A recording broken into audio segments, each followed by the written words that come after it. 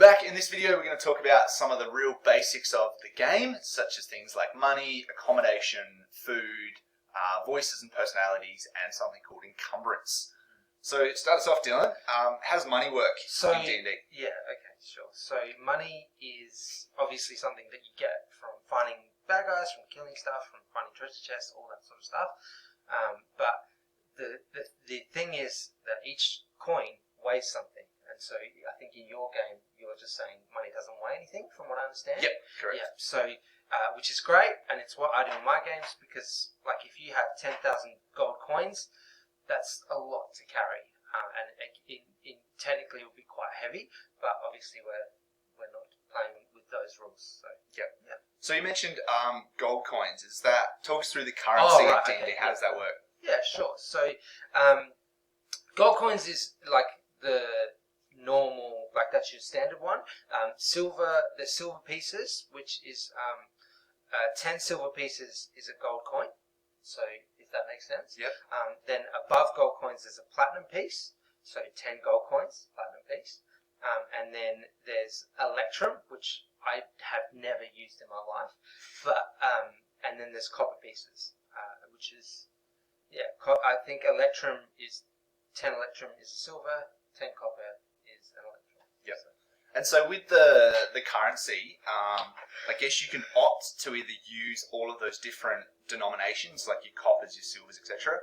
Or if you really want to simplify it, you can just go one single currency and just say gold is the only thing in existence, and you kind of just shift your costings of things accordingly. So you might just say, most of the basic stuff is just one gold, and then you work your way out from that, rather than players keeping track of different currency if you want to. If you wanted to, yeah.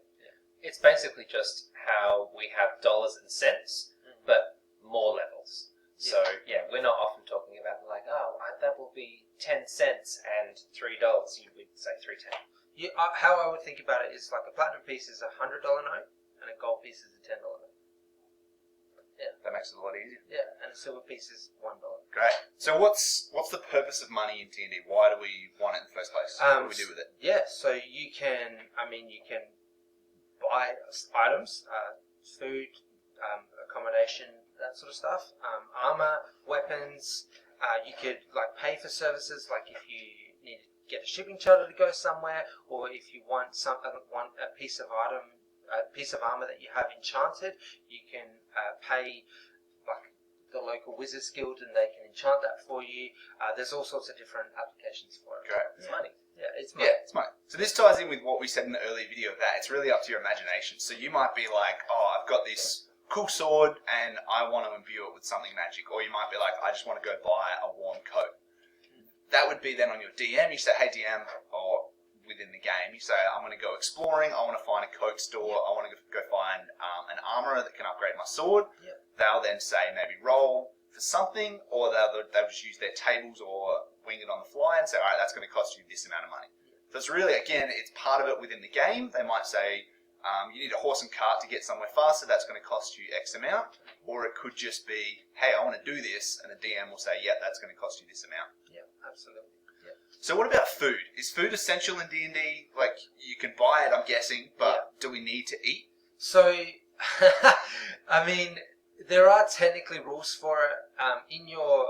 When you build your character, you usually get some rations. You get 5 days rations or 10 days rations or something like that. In our games, I just sort of go, you have enough food to last you, and kind of be done with it. I don't really want to sit there as a DM. I'm tracking enough stuff already. I don't want to have to sit there and work out when did he eat, what time, how long has it been. That's just micromanaging, and I don't have time for that. Definitely.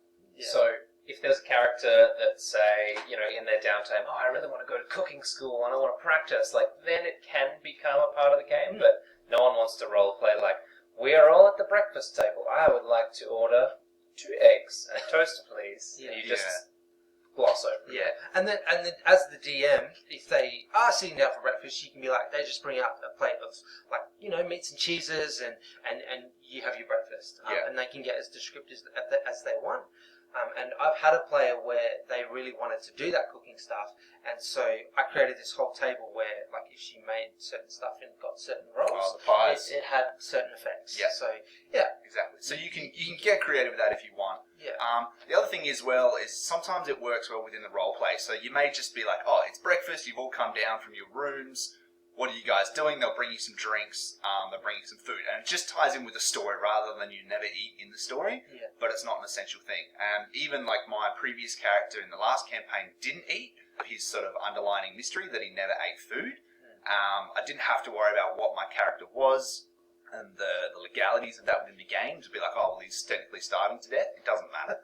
So it's really just to create the story. And a lot of the time, especially in the campaign that we'll run, food doesn't cost anything unless it's specific to, like, you're out and you want to go buy something. If it's just you woke up in the morning or you're going to bed and they serve you breakfast or dinner, it's just part of the story. They're not necessarily going to take gold. Drinks, however, may be different. If you want to buy a beer or an ale or something like that, they often will charge you for it because it's a bit more realistic to the story. Or a juice. Or juice, yeah, juice is okay too.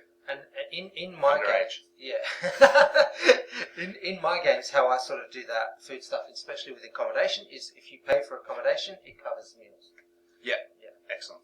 Excellent. Yeah. So we'll talk about more for the DMs later on. We'll talk about conditions and things like that. But something that you do need to factor in is, particularly if you're drinking an alcoholic beverage within the game, of course.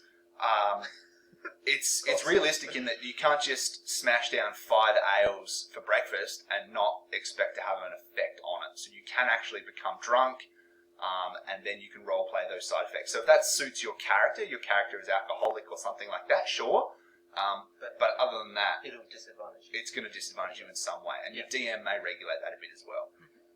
So the last thing, I guess, to cover is encumbrance. So if you're talking about buying food and having all this money on you, we mentioned that money doesn't have a weight to it. What's this concept of encumbrance?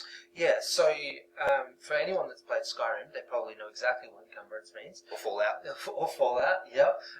Basically, you're carrying too much stuff and you are now slower and you can't do as much things.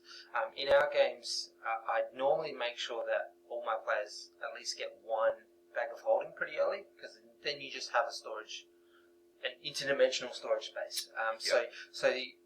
Because it's that micromanaging stuff where I just don't care. Yeah. And so what we'll do within our campaign is we'll basically say that there are no weight limits. So within reason, you can't just grab a giant boulder and say, I'm just going to drag this along for the ride. Yeah. But you can basically carry as much stuff as you want. Yeah. The only exception to that may be the size of the item. So something we talked about off film was things like suits of armor. You might find a full suit of armor. You're already wearing one. You can't just magically suddenly carry 2 suits of armor.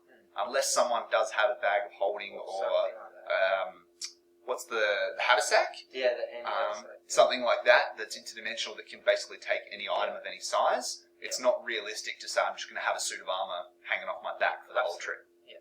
But outside of that, there is no weight limit. Yeah. So voices and personalities. How does this work within D&D? So you are going to create your character.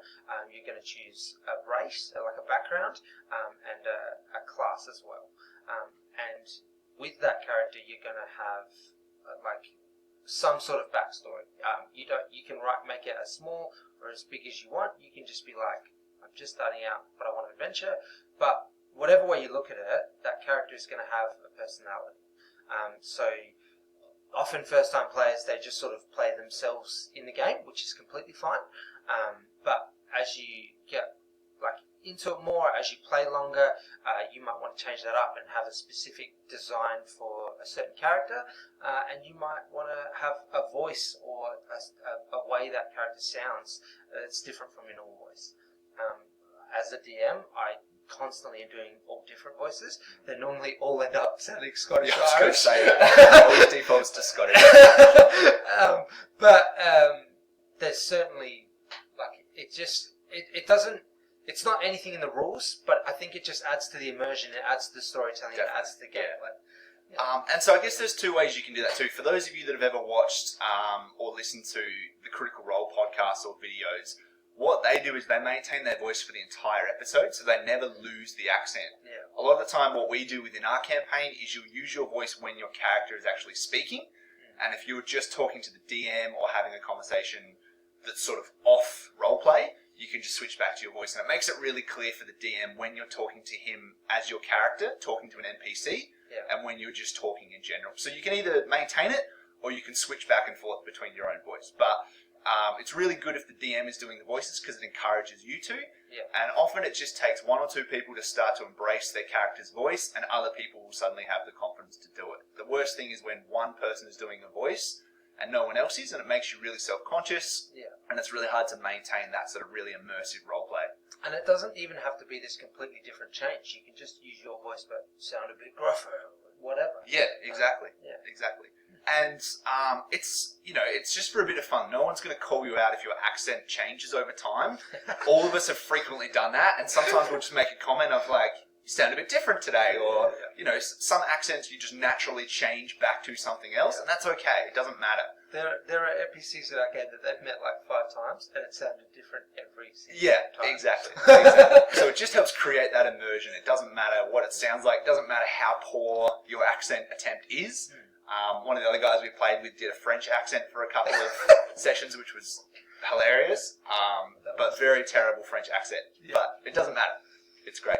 Yeah, it's up to you and what you think your character would sound like and how you want to play the game. Exactly. And if this is something you're interested in, there's plenty of really good videos on YouTube about different characters, about how to do gnome voices, trolls, everything. Matt Mercer does a bunch of videos where he uses different voices. Even just movies, like my current character's accent is actually influenced from The Grinch, and his voice is sort of trying to replicate that. So you can just mimic something off a movie if that's what you're into. So that's... Oh, sorry, Dylan? I did not know that. Yeah, I haven't done a particularly good job of it yet. I'm working on it. That's cool. So that's basically the basics of the game in terms of money, accommodation, food, encumbrance, and voices.